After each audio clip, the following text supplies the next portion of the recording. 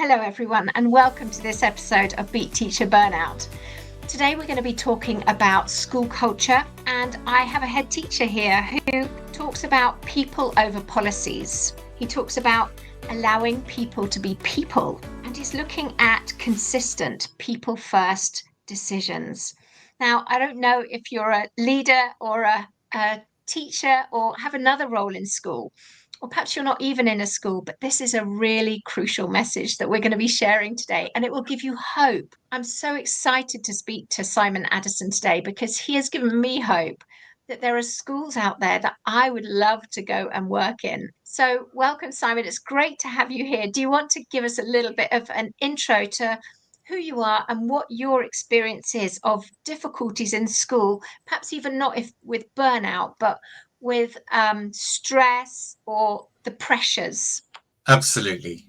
Thank you, Rowena, for having me on your podcast. It's a pleasure to talk to you today. So my name is Simon Addison, and I am the head teacher, principal of the Hastings Academy. So we're a kind of smallish school, as far as secondary schools go, in Hastings in East Sussex. So I think to start with your question about times perhaps where I or other colleagues have experienced stress or burnout, I think there are three that have stuck with me that have been quite impactful on how I've developed as a leader. Two are sort of personal to me, and one is about a really great colleague that I work with. And I think one that was really impactful, I had probably about 10 years ago now, glandular fever.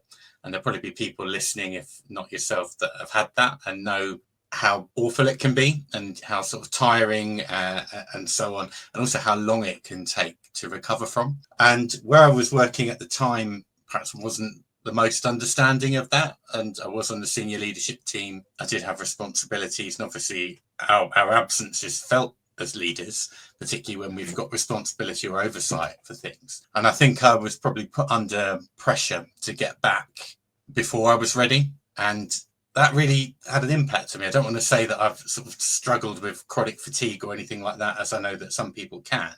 But certainly to this day, I feel that I perhaps am not where I would have been had I taken the time to recover properly at that point. And another colleague that I worked with, she hadn't been with us very long, fantastic colleague. She was, worked with attendance and welfare, and her daughter had meningitis. She'd been with us probably about 6 months, I think, at the time. And she wanted, as any of us would with children, time to be with them. Meningitis is really serious. It can be life-threatening. And there wasn't understanding there. And the colleague wasn't granted leave. Where they took leave wasn't paid for leave. And as a result, this really great colleague left pretty soon after they came back because they didn't feel valued or looked after. I think, I remember talking to them about the school they were going to, and they knew the head teacher because they'd worked with them before. And when they went in, the head teacher was asking questions, listening about the story, saying, my goodness, that must have been awful, and just showing that empathy and concern. And obviously they went there and worked there, and we lost out on a great colleague for that. I think I contrast that with another experience I had, where I had difficult things going on in my personal life. And then I worked with a deputy head and a head teacher that were incredibly understanding and would flex and say, whatever you need, you take the time you need, come back when you're ready. If you need to leave a bit early, if you need an extra couple of days, you just let us know. And I don't know actually at that point if I would have been able to get through that period had I not been looked after in that way. And I think when I stepped into headship myself, that really impacted the kind of leader that I wanted to be. I wanted to be the leader that was going to put people first and recognize that lives do not fit neatly into term time.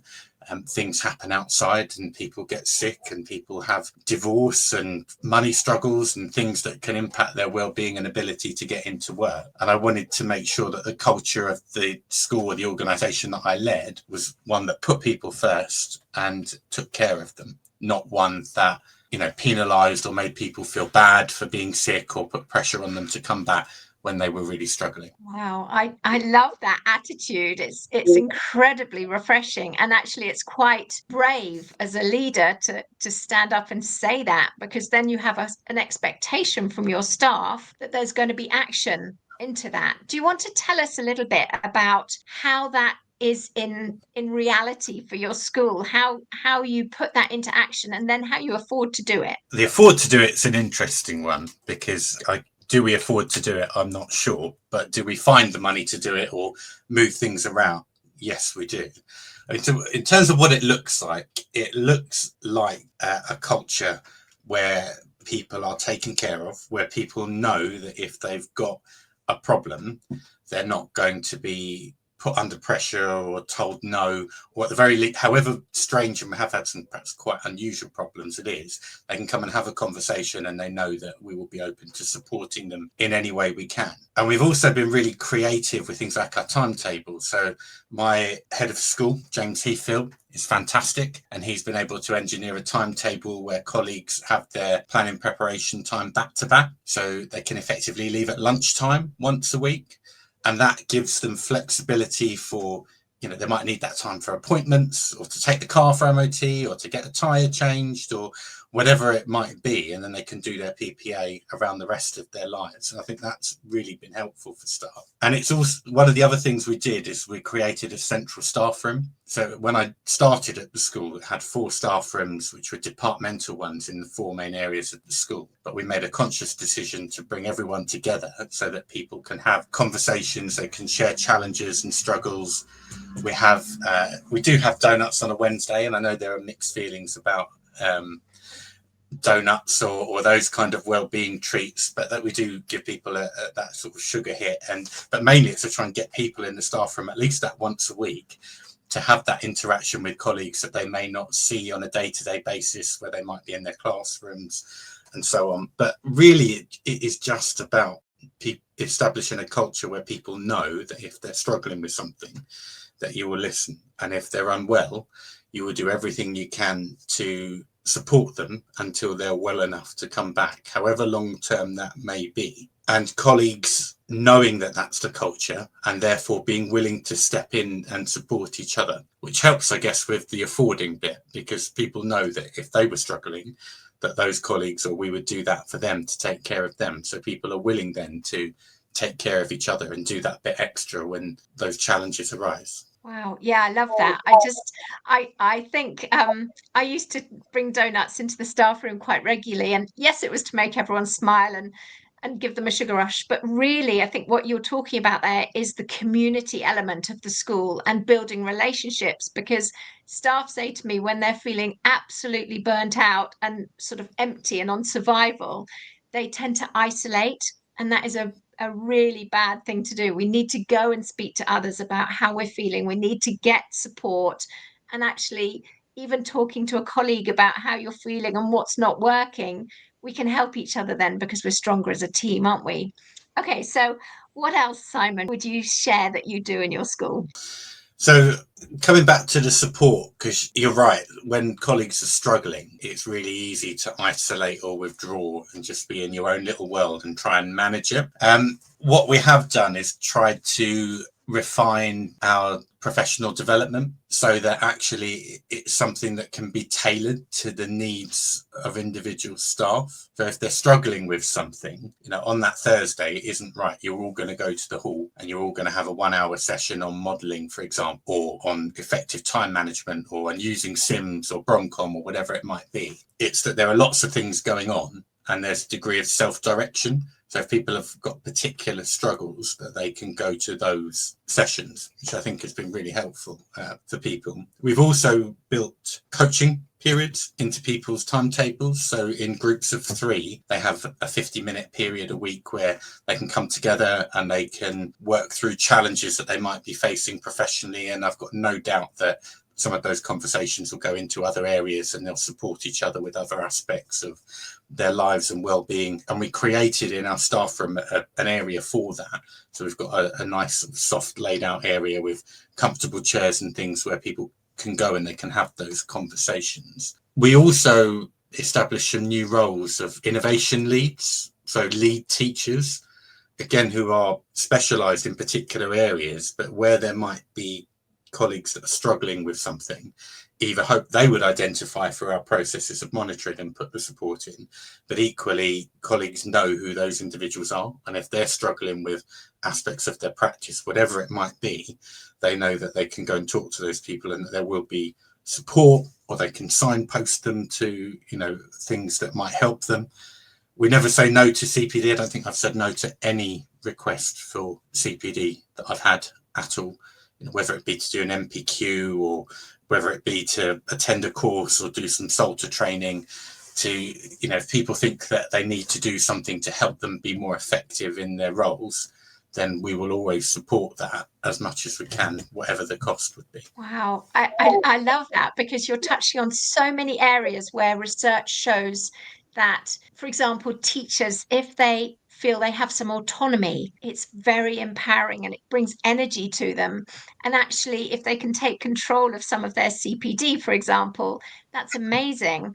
The other thing you said, which I don't know if you noticed it even, is so you've brought in a culture of coaching into your schools, and research is just coming in so widely about the impact, the positive impact on teachers and leaders actually of coaching.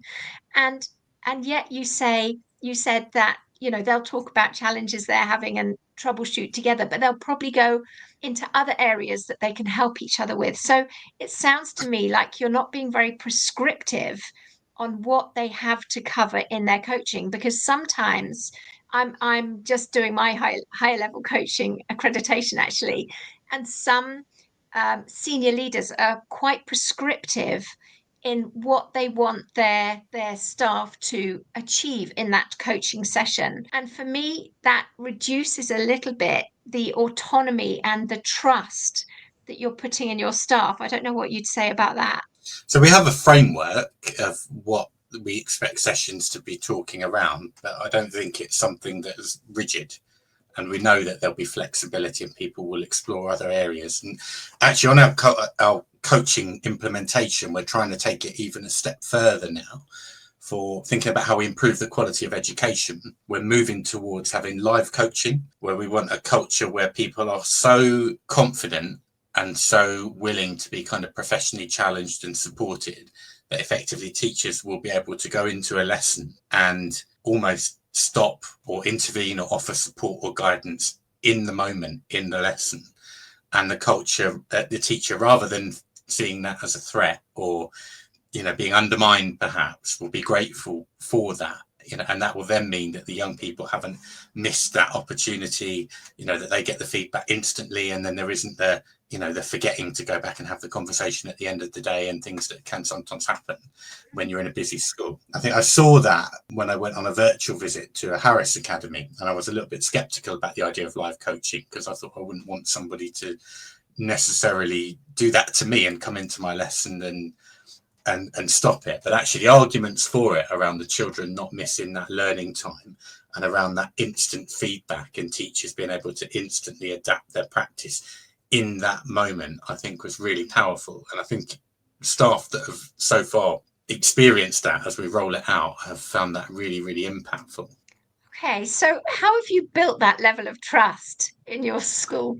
I mean, I know you've said a little bit, but I don't think I can take credit for the entirety of a culture. I think that the school, our school is a particular type of context. So Hastings represents 53%, I've been told, of the front door to children's services for safeguarding referrals and so on. There's a lot of safeguarding challenge. Where Hastings Academy is, we're in an area that is one of the 10% most deprived areas of the UK. So we have very high pupil premium, we have very high SEN, I think 29% presently on the SEN register.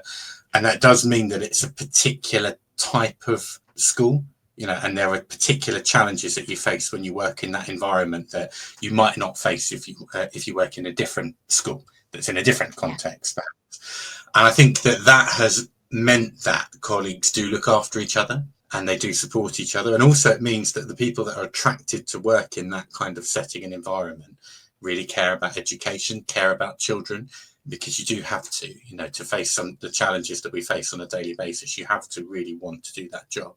and care about young people and want them to, make progress and do better and be happy and safe.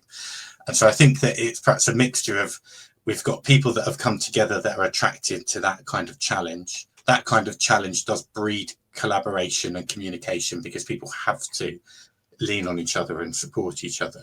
And I think what I've tried to do since I started with my team is to take that to the next level in terms of people being, confident that they'll be looked after, and trying to build better support for not just for teachers, for students as well, where there is intervention for their professional development, that they can tailor it and just try and take it to that next level. So it's not everybody just being collaborative and supportive. We're pushing them in a particular direction. Yeah. No, I love that. And I don't know if you know the piece of research that's out that has shown that when teachers and leaders are doing well, then their students can achieve up to 20% better. And it's such an obvious thing in one way, but it's evidence that where we're looking after our staff and have a positive staff culture, then the students are going to thrive. So I guess, Simon, last question. What would you say is the impact of this school culture on sort of work-related stress, absence, staff retention? So absence and staff retention wasn't great before I started in September 22. And I think it took a little bit of time perhaps for that to improve. Our retention is really strong. So our teachers choosing to stay with us when they don't have to. Let's face it, these days, if you're a teacher, there's a shortage, the world's your oyster where there are vacancies, but they're actively choosing to stay with us, despite the fact that we might be, a more challenging environment to work in perhaps than some other schools. Perhaps a good example, we've had, since I started, 8 apprentices train, and all of those 8 apprentices have accepted contracts to be early career teachers and are staying with us for the early part of their journey. And we've got 3 more that will be starting again in September. So retention is really strong. Absence and sickness, I think, is about average. It's what you'd expect it to be, but our approach is people get sick. It's a reality of life. People get stressed, people are unwell, people have serious diagnoses.